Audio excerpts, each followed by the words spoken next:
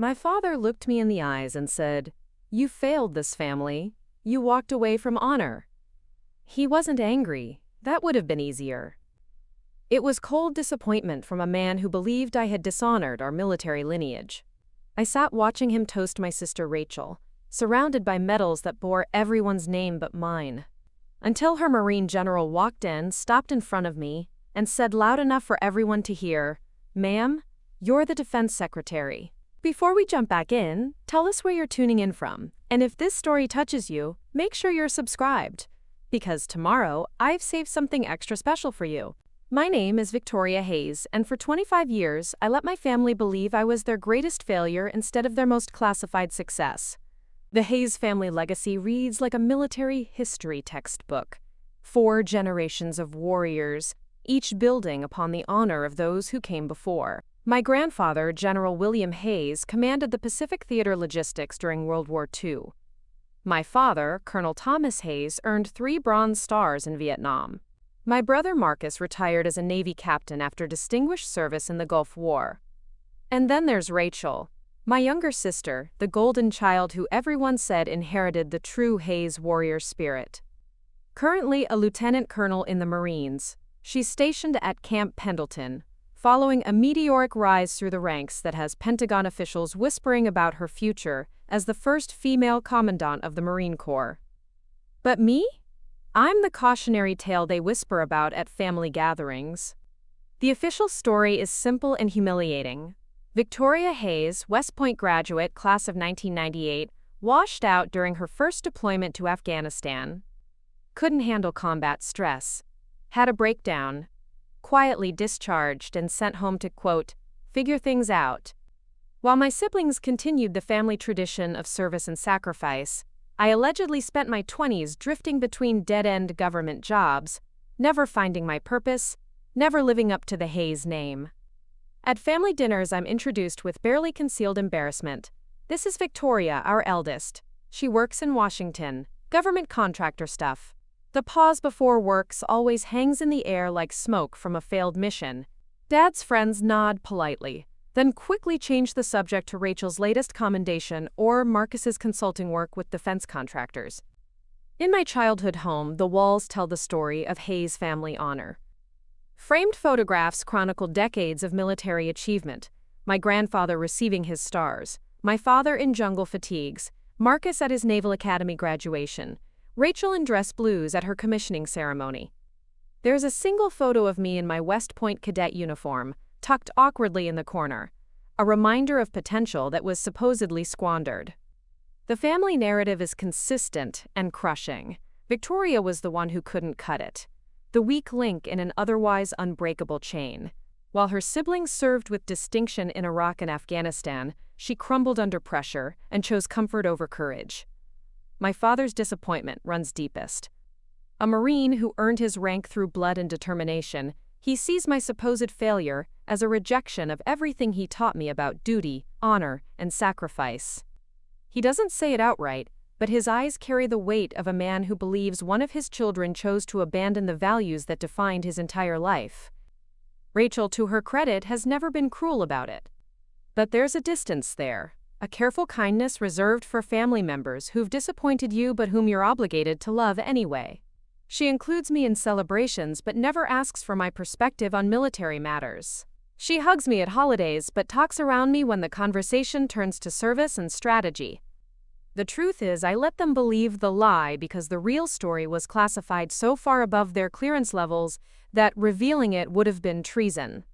For 25 years, I've carried the weight of their disappointment while serving my country in ways they could never imagine, in shadows they'll never know existed.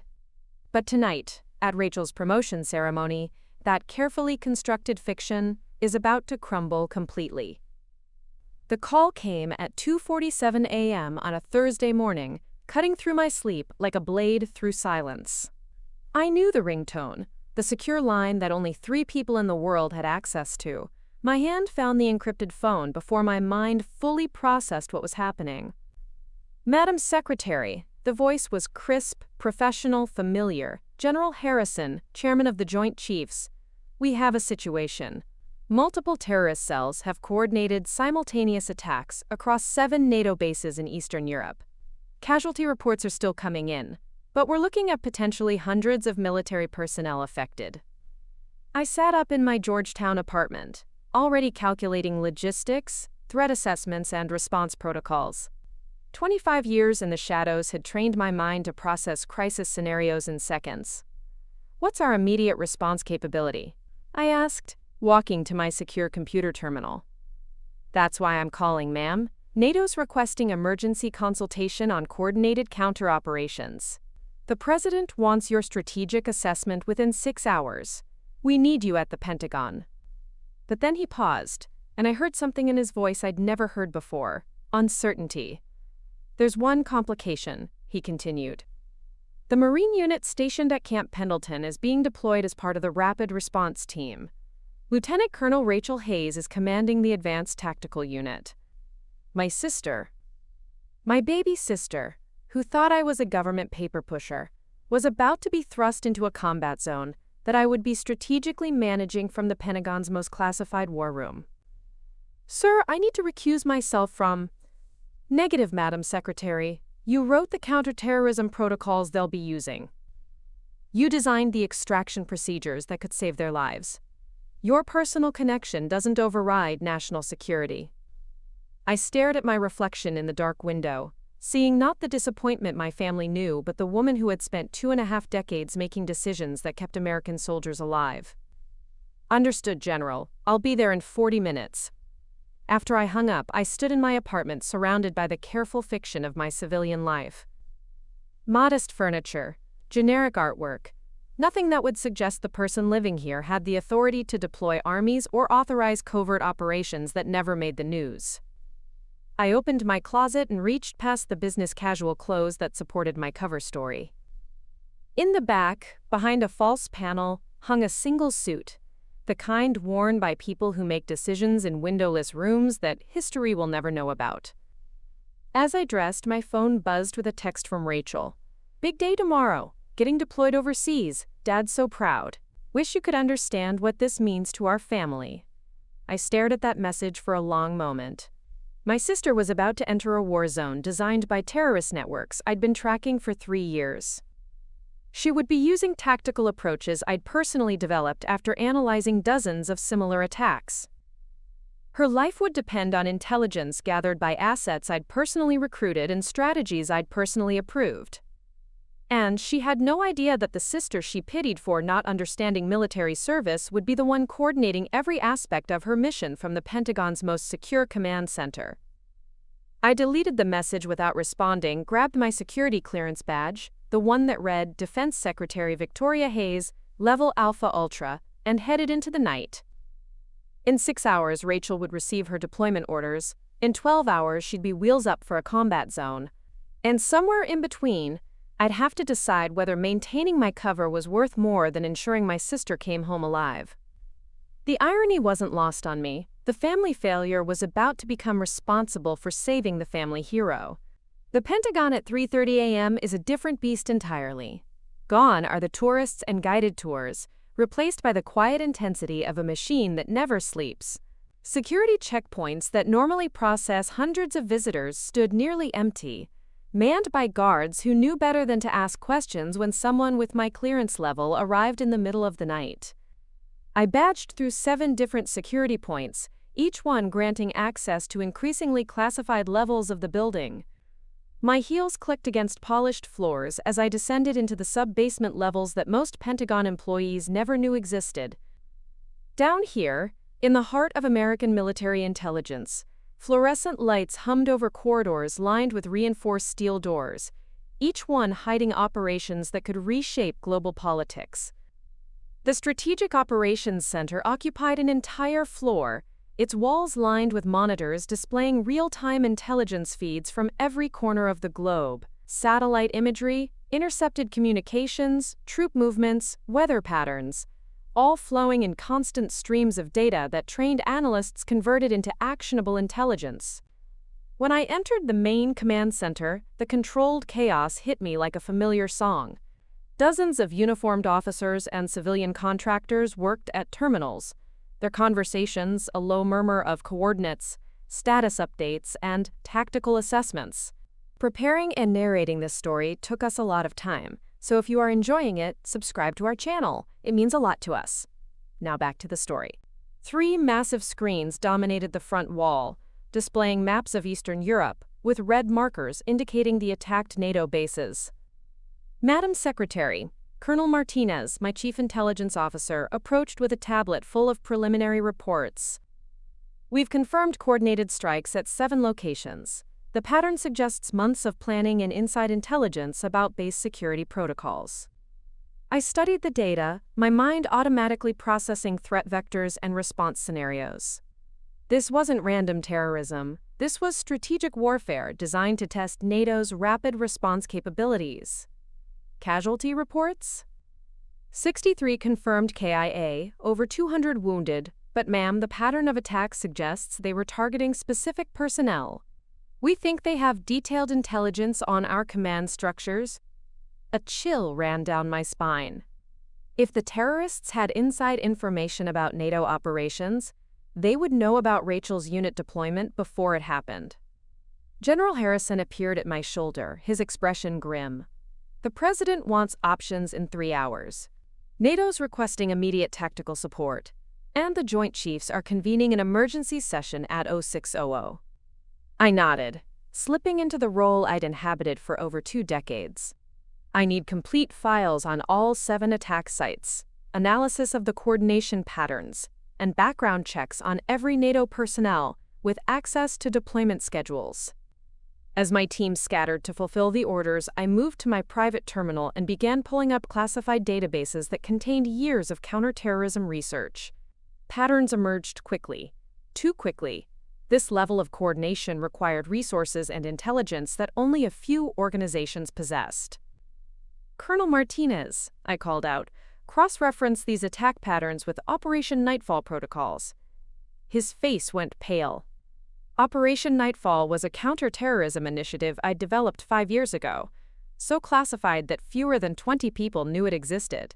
If someone was using our own protocols against us, we had a much bigger problem than coordinated terrorist attacks. My secure phone buzzed with another message from Rachel. Dad's driving me to base for final briefing. He keeps talking about how proud Grandpa would be. Sometimes I wish you understood what real service looks like.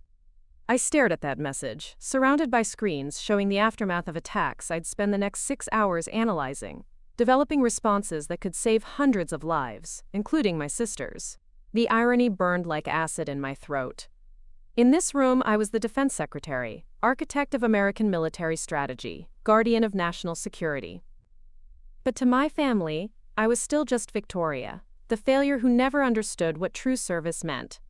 3 hours into the crisis analysis, the secure elevator doors opened with a soft chime, and I heard a voice that made my blood freeze.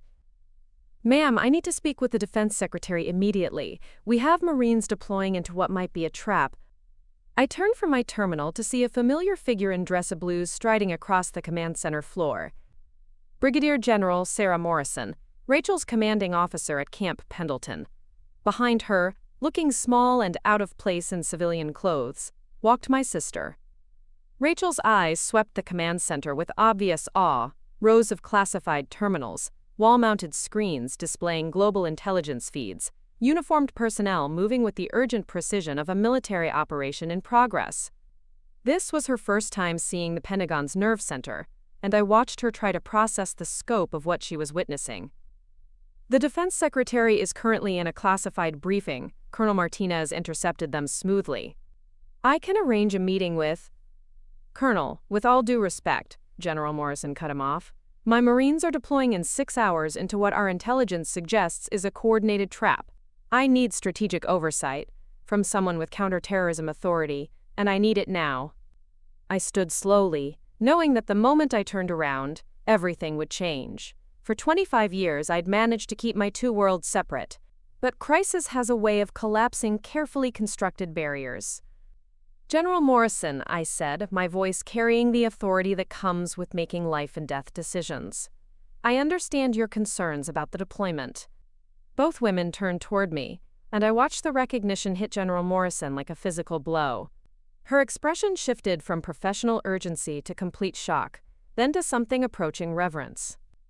"Sweet Jesus," she whispered, staring at me like I'd materialized from a legend. "Victoria Hayes, you're the ghost of Georgetown." Rachel's head snapped between us, confusion written across her face. "Ghost of Georgetown? General, do you know my sister?" General Morrison continued staring at me, her voice barely above a whisper. "Know her? Rachel, your sister is why half the Marines who served in Afghanistan came home alive. The ghost of Georgetown, the invisible strategist who redesigned our entire approach to asymmetric warfare." "That's impossible," Rachel said, but her voice wavered with uncertainty. "Victoria works for some government contractor. She couldn't handle military service." She washed out. I watched my sister's world begin to tilt on its axis as General Morrison shook her head slowly. "Rachel, your sister didn't wash out of anything. She was recruited straight from her supposed discharge into the most classified counterterrorism program in American military history. Every tactical manual you've studied, every urban warfare protocol you've trained on, she wrote them. The command center had gone quiet around us, dozens of personnel trying to pretend they weren't witnessing a family revelation that carried serious security implications." Rachel stared at me with growing horror and understanding. "The government contractor job." "Cover story?" I said simply. "I've been the defense secretary for 8 years, Rachel. Before that, I spent 12 years developing the strategies that kept soldiers like you alive in Iraq and Afghanistan." General Morrison stepped forward, her voice filled with respect I'd never heard directed at me by anyone in my family. "Ma'am, I served 3 tours using tactics you developed. I've got Marines alive today because of protocols you designed. It's an honor to finally meet you face to face." Rachel looked like someone had just explained that gravity worked backwards. But Dad said, everyone said you failed." "I let them believe that," I said quietly, "because the alternative was treason." The alarm that cut through the Pentagon Command Center wasn't the standard alert. It was the sound reserved for imminent American casualties. Rachel jumped at the sharp, urgent tone, but I was already moving toward the main tactical display before the briefing officer could speak. "Ma'am, we've intercepted communications suggesting the terrorist cells are planning a secondary attack," Colonel Martinez reported, his voice tight with urgency. "They're targeting the Marine Rapid Response Team during deployment. They know exactly where and when your sister's unit will be landing." Rachel stared at the screens showing her deployment route, her face pale. "How is that possible? Those coordinates were classified until 30 minutes ago." I studied the intelligence feeds, my mind processing data points that others would miss. 25 years of pattern recognition kicked in as I analyzed communication intercepts, satellite imagery, and deployment schedules. "It's not possible," I said quietly, "unless someone's been feeding them information for months." I moved to my secure terminal and began pulling up files that made General Morrison step back involuntarily. My fingers flew across the keyboard, accessing databases so classified that viewing them without proper authorization was a federal crime. "Colonel, bring up Operation Nightfall protocols on screen 3, I ordered. Cross-reference with NATO base security clearances from the past 6 months. "Ma'am, those files are—" "I wrote those files, Colonel. Execute the order." As data cascaded across the screens, patterns emerged that painted a terrifying picture. Someone with high-level NATO clearance had been systematically gathering intelligence on Marine deployment protocols for months. There, I pointed to a series of data points that others had missed. Communication intercepts from 3 weeks ago, satellite imagery from 2 weeks ago, and security clearance access from 5 days ago. Someone's been planning this for months, and they have access to information that should only be available to 17 people in the entire world. Rachel watched me work with growing amazement, seeing skills she'd never imagined her failed sister possessed. But there wasn't time for wonder. Her unit was deploying in 4 hours directly into a trap. "General Morrison," I said, my voice carrying absolute authority, "I need you to delay the deployment while I redesign the entire operation." "Ma'am, with respect, NATO Command has already approved." "NATO Command doesn't have access to the intelligence I'm looking at right now," I cut her off. Your Marines are flying into an ambush that will result in catastrophic casualties unless we change everything about this mission. I turned to the main tactical display, calling up maps and deployment scenarios. My hands moved with practiced precision, redesigning troop movements, extraction protocols, and communication procedures in real time. New deployment coordinates: 42.3601 degrees north, 21.0059 degrees east. Instead of the planned landing zone, we insert here, 12 kilometers south. Delta Company approaches from the east using night vision protocols I developed in 2018. Alpha Company provides overwatch from these coordinates. I continued for 20 minutes, completely restructuring a multinational military operation, while Rachel watched in stunned silence. This wasn't theoretical knowledge. This was practical expertise born from decades of designing missions that brought soldiers home alive. The terrorists expect a standard NATO response because they've been feeding on our predictable protocols, I explained, adjusting final details. Instead, we use modified urban warfare tactics that won't appear in any manual they've stolen. When I finished, General Morrison stared at the revised operation plan with obvious respect. "Ma'am, this is brilliant. You've turned their trap into our advantage." Rachel looked at me like she was seeing a stranger. How do you just redesign an entire military operation from memory?" I met her eyes directly. "Because I've been doing this every day for 25 years, Rachel. While you thought I was pushing paper, I was designing the strategies that kept Marines like you alive." After General Morrison left to coordinate the revised deployment, Rachel and I found ourselves alone in my private office, adjacent to the command center. She sat across from my desk, staring at classified documents that bore my signature, my strategic analyses, my handwriting on decisions that had shaped American military policy for decades. "I don't understand," she said finally, her voice small and confused. "If you've been all these years, why did you let us believe you'd failed? Why did you let Dad think you'd dishonored the family?" I looked at my sister, really looked at her, for the first time in years. She was 32 now, a decorated Marine officer, with 3 combat deployments under her belt. But sitting in my office, she looked like the confused little girl who used to ask why I never came to her high school graduation, why I missed her commissioning ceremony, why I always seemed distant at family gatherings. "Because the truth would have gotten people killed," I said quietly, "including you." I pulled out a classified file from my desk drawer, one that even General Morrison didn't have clearance to see. Inside were photographs, mission reports, and intelligence assessments from my early years in counterterrorism. This is Operation Desert Shield 2001. 3 months after 9/11, when I was supposedly washing out of the military, I slid a photograph across the desk. That's me, with a tactical team in Afghanistan developing the intelligence network that would eventually locate Osama bin Laden. Rachel stared at the photo of a woman in combat gear, face partially obscured by tactical equipment, but unmistakably me. Younger, harder, carrying herself with the confidence of someone making life-and-death decisions in hostile territory. "But Dad said, everyone said you had a breakdown." "I did have a breakdown," I admitted, pulling out another file. "But not the kind they thought." I opened the folder to reveal a mission report dated September 15, 2001. Rachel leaned forward, reading the operational details of a classified counterterrorism mission in eastern Afghanistan. "I was leading a team tracking a high-value target when we received intelligence about a planned attack on a Marine forward operating base," I said, my voice steady despite the memories clawing at my throat. "The base where Marcus was stationed." Rachel's eyes widened. Our brother Marcus, the naval captain who'd served with such distinction in Afghanistan.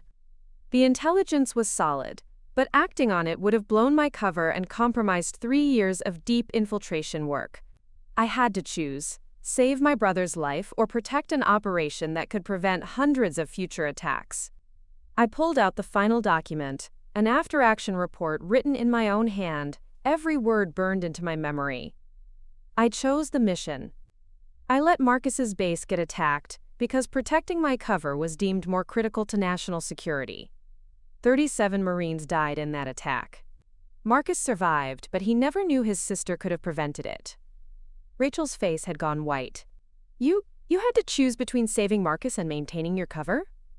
The breakdown came later, I continued, my voice barely above a whisper.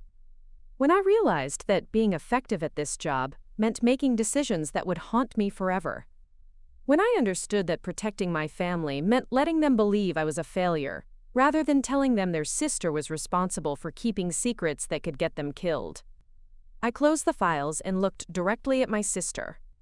Every family gathering where Dad talked about honor and service, I sat there knowing I'd sacrificed our brother's safety for the greater good.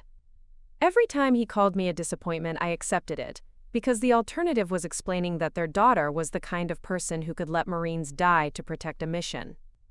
Rachel stared at me with tears in her eyes. All these years, you've been carrying this alone. It's the job, Rachel. This is what real service looks like. 2 days after Rachel's deployment, which, thanks to the revised strategy, resulted in 0 casualties and the capture of 3 terrorist cell leaders, my sister returned to the Pentagon with questions that had been eating at her during the entire mission. I need to see everything, she said, walking into my office, with the determined stride of a Marine who'd made a decision. Every file, every operation, every piece of evidence that proves what you've been doing all these years. I hesitated. Rachel, some of this information could what? Hurt me? Victoria, I just spent 48 hours executing tactics that you designed, watching strategies you developed save the lives of my Marines. I think I can handle learning the truth about my own sister. I opened my secure database and began pulling files, years of classified operations, strategic assessments, and policy documents that bore my digital signature. As the documents populated my screen, Rachel pulled her chair closer, studying each one with the analytical mind of a trained military officer. This counterterrorism doctrine from 2003, she said, pointing at a classified manual. This is what they taught us at Quantico, the Hayes Protocol for Urban Warfare. Named after the family that developed it, I said quietly. Her eyes widened. But in the manual it says developed by Colonel Thomas Hayes and Pentagon Strategic Assessment Team. It says Dad created these protocols. I pulled up the original files, showing timestamps and digital signatures that proved the protocols came from my terminal, my research, my strategic analysis. Your father provided field testing and implementation feedback, but the core strategies came from me. Rachel's face went pale as she scrolled through document after document showing the same pattern. My innovations credited to our father. My strategic assessments published under his name. My breakthrough research in asymmetric warfare attributed to Pentagon's Strategic Assessment Team, rather than its actual author. This can't be right, she muttered, but her voice lacked conviction. Dad wouldn't steal credit for your work. I opened another file, email correspondence between my father and Pentagon publishing officials from 2005. Rachel read over my shoulder as the truth unfolded in cold, bureaucratic language. The department recommends attributing strategic innovations to Colonel Hayes rather than the classified author to maintain operational security, she read aloud. Publication under real author's name could compromise ongoing operations. The emails continued, showing how my father had initially resisted taking credit for work that wasn't his, but eventually agreed when told it was necessary for national security. He was protecting you, Rachel said, but her voice sounded hollow. At first, maybe, I replied, pulling up more recent files. But look at this. I showed her documents from 2015, long after the original security concerns had been resolved. My father was still accepting awards for strategic innovations I'd developed, still publishing articles based on my classified research, still building his reputation on my invisible work. The Hayes Doctrine for Modern Warfare, Rachel read from a prestigious military journal article by Colonel Thomas Hayes, retired. Jesus, Victoria, this entire article is just a summary of your classified strategies. I pulled up the original strategic assessments I'd written, showing how my father had essentially plagiarized my work for public consumption while I remained buried in classification restrictions. Here's the real problem, I said, opening a file that made Rachel gasp. Last month he submitted a proposal to the Pentagon for a new counterterrorism initiative. Look familiar? The proposal was almost word-for-word identical to a classified strategic plan I'd submitted 6 months earlier. My father was now actively competing with me for strategic influence, using my own ideas against me. He doesn't even know you're the defense secretary, Rachel said, the full scope of the deception hitting her. He thinks he's outsmarting some anonymous Pentagon strategist. The man who calls me a failure has built his entire post-military reputation on work I did while he thought I was pushing papers in some dead-end government job. Rachel insisted on being present when I confronted our father. She'd spent 3 days studying the evidence, cross-referencing publications with my classified work, documenting 25 years of systematic credit theft. The Marine officer in her demanded accountability. "This isn't just about family dynamics," she'd said grimly. "This is about integrity, about truth." We arranged to meet Dad at his Alexandria office, the consulting firm where he advised defense contractors on military strategy, using expertise that was fundamentally mine. Walking into that building felt like entering enemy territory. Every Hayes family photo on the walls a reminder of the narrative I'd allowed him to build. Dad looked genuinely pleased to see us together, probably the first time Rachel and I had appeared anywhere as a united front in decades. He stood behind his mahogany desk, surrounded by awards and commendations, including several plaques recognizing him as the architect of modern counterterrorism doctrine. "This is a pleasant surprise," he said, gesturing for us to sit in the leather chairs facing his desk. "What brings both my daughters to—" "We know," Rachel cut him off, her voice carrying the flat authority of a Marine delivering bad news. She placed a thick folder on his desk. "We know what you've been doing." Dad's expression shifted from pleasure to confusion to something approaching wariness. He opened the folder and began scanning the documents Rachel had compiled. Publication records, email correspondence, strategic assessments showing clear plagiarism. "I don't understand what you think this proves," he said, but his voice lacked conviction. "It proves you've been stealing credit for Victoria's work for over 2 decades, Rachel said bluntly. "Every award on this wall, every article you've published, every speaking engagement where you've presented yourself as a strategic innovator, it's all based on work done by the daughter you call a failure." Dad's face went white as he continued reading, seeing evidence of his deception laid out in undeniable detail. "This is classified information," he said weakly. How did I access classified strategic assessments?" I spoke for the first time, my voice calm and cold. "Because I wrote them, Dad, every single one."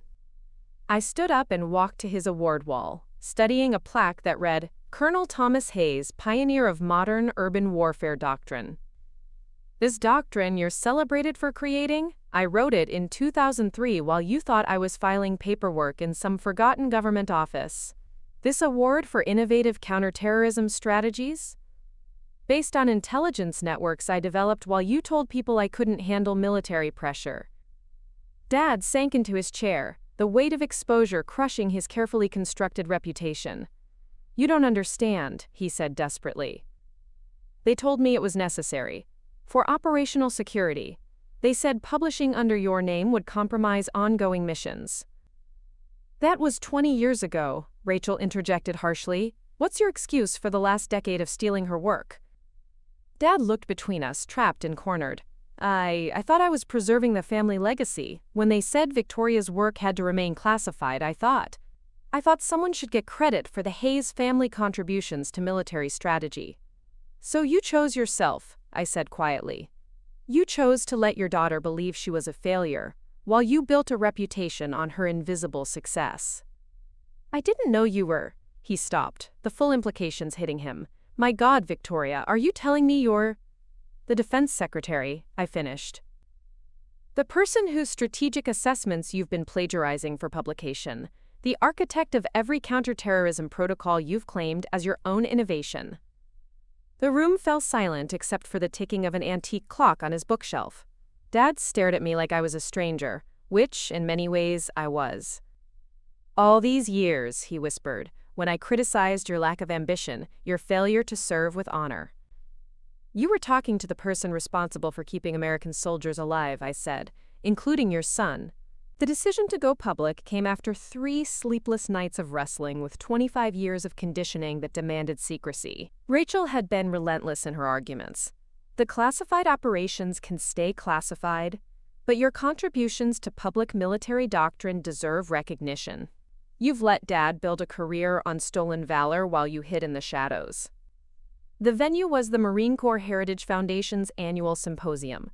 300 active and retired military officers, defense contractors, and journalists gathered to discuss the future of American military strategy. Dad was scheduled as the keynote speaker, presenting on Evolution of Counterterrorism Doctrine, a Personal Journey. I sat in the back row, wearing my dress uniform for the first time in public in over 2 decades. The weight of the insignia felt strange after years of civilian clothes, but the stars on my shoulders carried an authority that couldn't be hidden anymore. Dad took the stage with the confidence of a man who'd spent years accepting praise for work that wasn't his.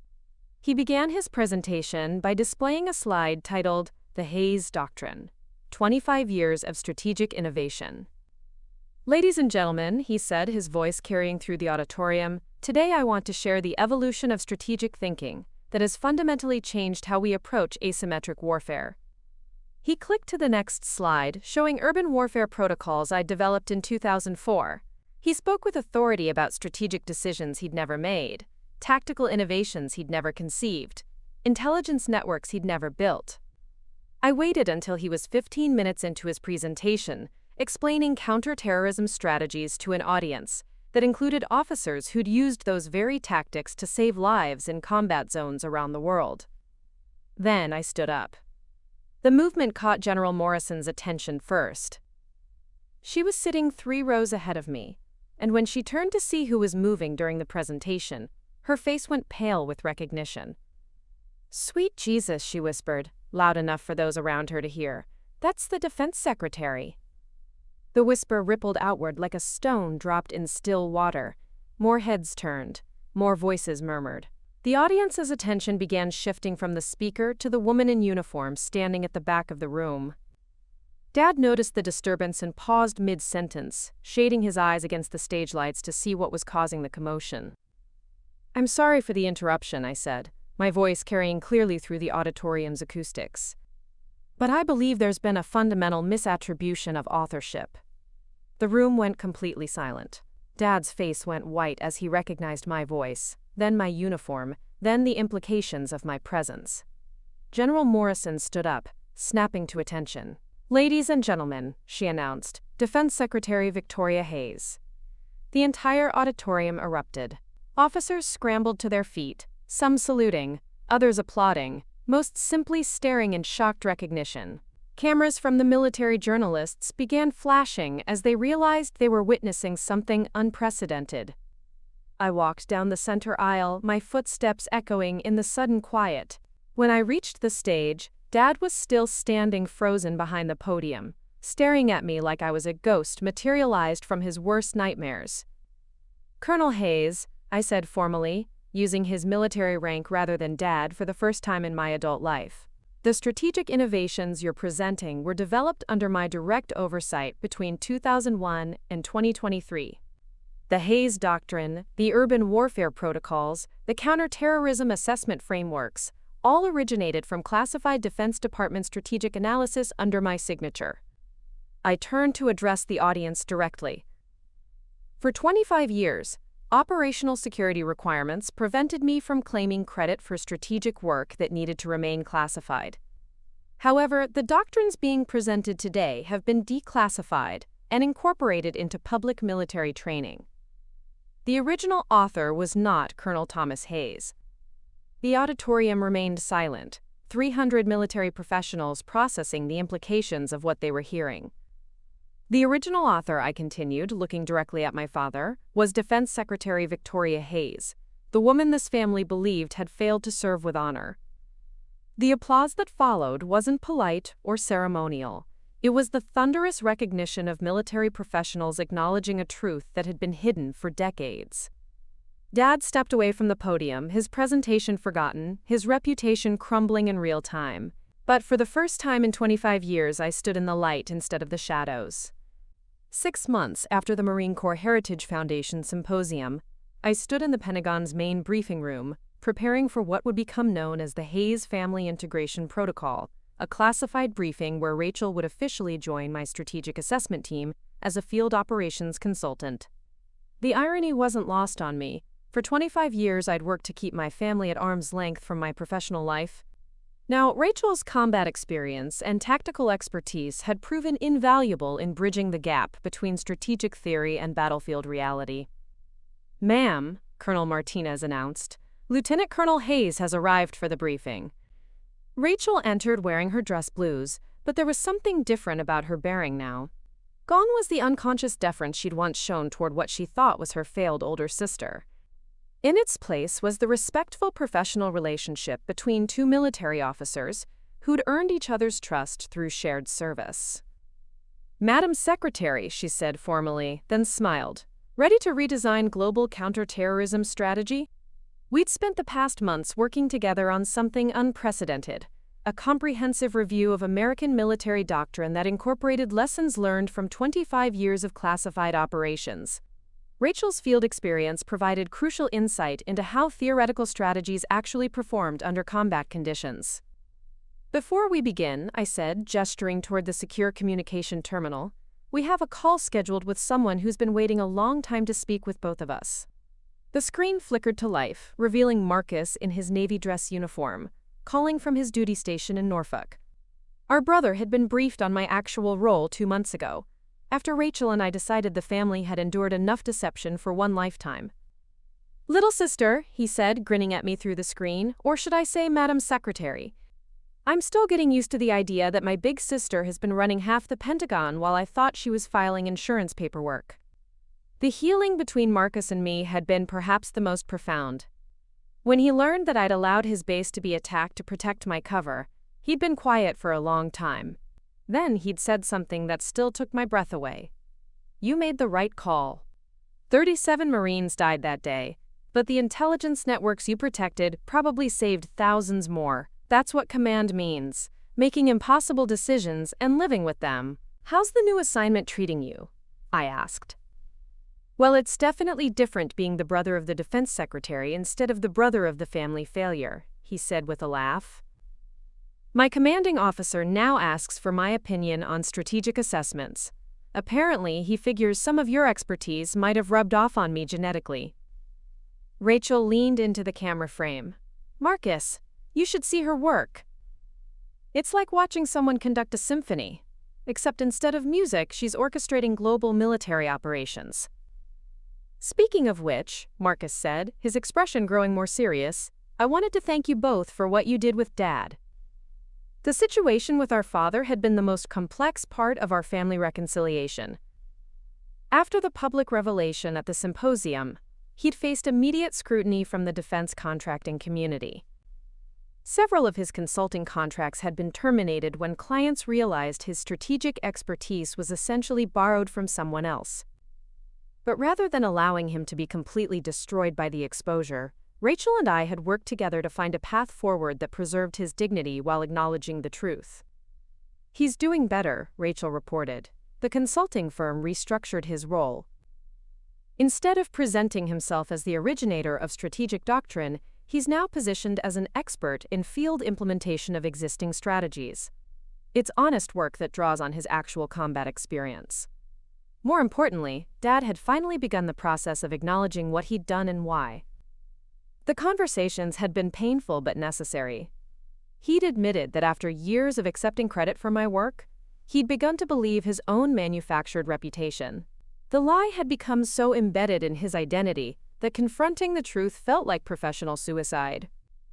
The hardest part, he'd told me during one of our difficult conversations, was realizing that I'd been calling my daughter a failure while building my career on her success. "I don't know how to live with that level of hypocrisy." The answer, we discovered, was through service. Dad had begun volunteering with veteran transition programs, using his actual field experience to help retiring military personnel adapt to civilian careers.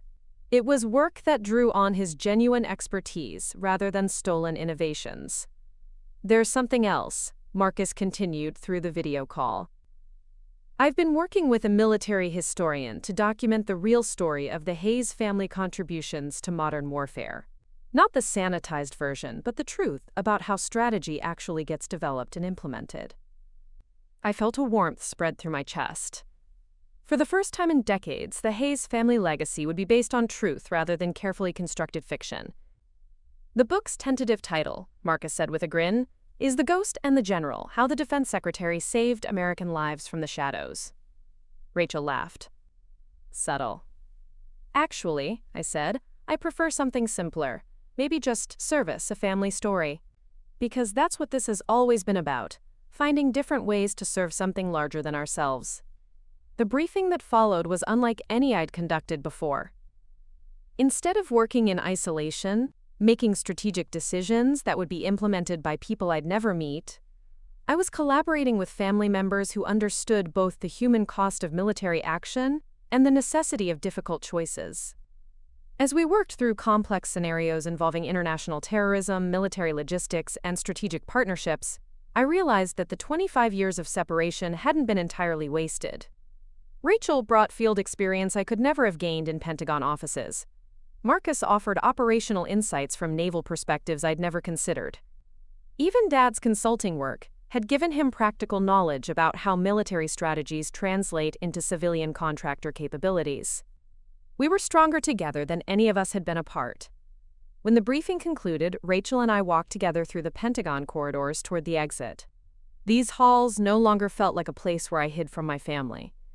They felt like a place where I could finally serve alongside them. You know, Rachel said as we approached the parking garage, I used to think the greatest military honor was dying gloriously in combat. Now I think it might be living quietly with the weight of decisions that save other people's lives. I looked at my sister, Lieutenant Colonel Rachel Hayes, Marine officer, tactical expert, and finally, truly my family, and smiled.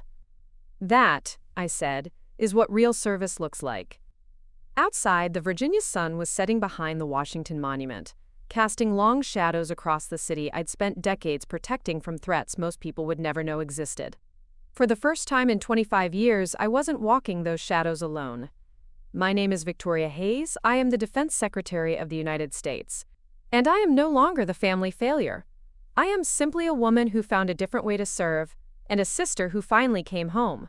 Up next, you've got 2 more standout stories right on your screen. If this one hit the mark, you won't want to pass these up. Just click and check them out. And don't forget to subscribe and turn on the notification bell so you don't miss any upload from us.